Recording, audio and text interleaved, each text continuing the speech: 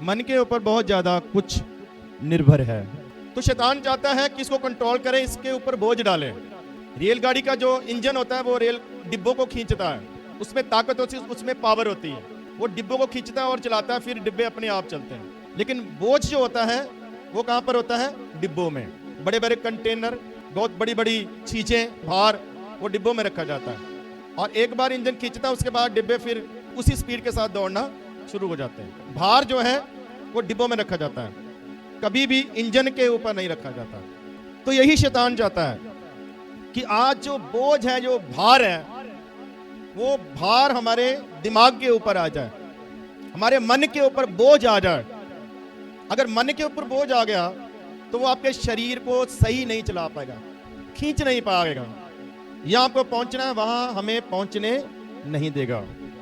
तो इसलिए बाइबल कहती है अपने मन की रक्षा कर।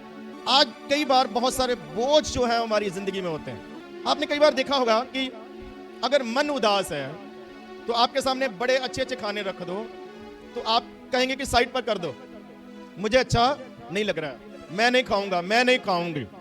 क्योंकि इस समय क्या है? मन क्या है? उदास, मन के ऊपर बोझ है, या मन आनंदित नहीं है, मन टूटा हुआ है। हमारे मन के ऊपर कंट्रोल जो है वो परमेश्वर का होना चाहिए। प्रभु यीशु मसीह ने क्या कहा था?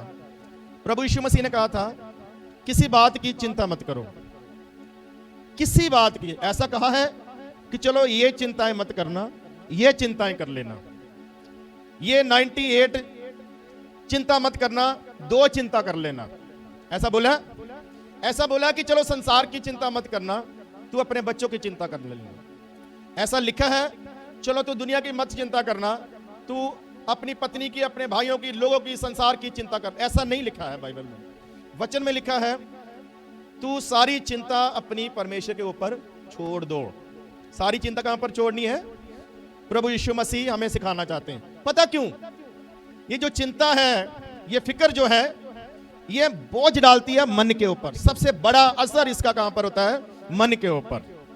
किसी भी प्रकार की चिंता है वो हमारे मन के ऊपर बोझ डालती है, और हमारा मन कई बार उन चिंताओं से क्या होता है?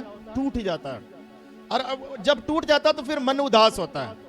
तो जब मन उदास होता है तो फिर हमें कोई भी व्यक्ति अच्छा नहीं लगता, कोई भी चीज अच्छी नहीं लगती, दुनिया ही अच्छी नहीं लगती है, हमें कुछ भी खाना पीना पहनना कुछ भी अच्छा नहीं लगता है। लेकिन बाइबल हमें बहुत अच्छी शिक्षा देती है। बाइबल कहती है मन का आनंद अच्छी दवा है। डॉक्टर की दवाई से भी अच्छी औषधि, अच्छी दवा मन का आनंद है। हालेलुया। लेकिन इसकी तरफ आज हम जाना नहीं चाहते। हमें मन का आनंद नहीं चाहिए, लेकिन बाइबल चाहती है कि हमें मन का आनंद मिले। Praise the Lord, hallelujah. तो कुछ चीजें हैं जो हमारे, कुछ बातें, कुछ चीजें, कुछ सोचें हैं जो हमारे मन को क्या करती? तोड़ती है, और हमारे मन के आनंद को क्या कर देती है? वो खराब करती है, और फिर धीरे धीरे धीरे धीरे बीमारियां हमारी जिंदगी में आ जाती है। ये कौन सी बीमारियां हैं जो शैतान ने नहीं लगाई है? ये कौन सी बीमारियां हैं जो किसी और चीज के द्वारा नहीं आई है? ये हमारी बनाई हुई बीमारियां हैं। किसी ने बोला है कि चिंता और चिता में सिर्फ एक बिंदी का क्या है? फर्क है। चिंता और चिता में, उस बिंदी को हटा दो, लास्ट वाली, तो क्या बन जाएगा? चिता बन जाएगी। मतलब चिंता जो है वो मृत्यु की तरफ लेकर जाती है।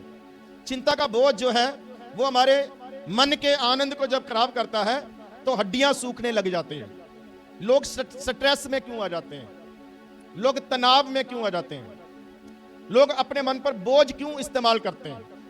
लोग फिर ऐसी दवा खाने लगते हैं, डॉक्टरों के पास जाकर दिमाग की दवाइयां खाने लग जाते हैं, लेकिन उससे फायदा कम होता है और नुकसान जो है वो ज्यादा हो जाता है। स्ट्रेस, तनाव, बोझ, चिंता, ये ना तो हमारे आत्मा के लिए सही है और ना ही हमारे शरीर के लिए सही है।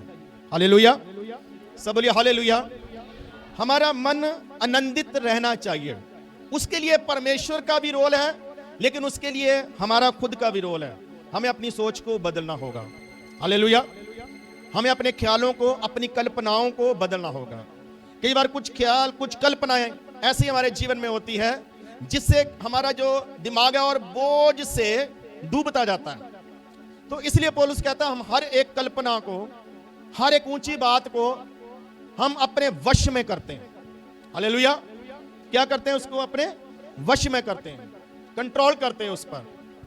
तो आज गहरे से ध्यान से इस वचन को सुने कि जो तनाव, चिंता, बोझ या स्ट्रेस है, ये हमारी जिंदगी में मृत्यु को और बीमारियों को लेकर आ सकती है।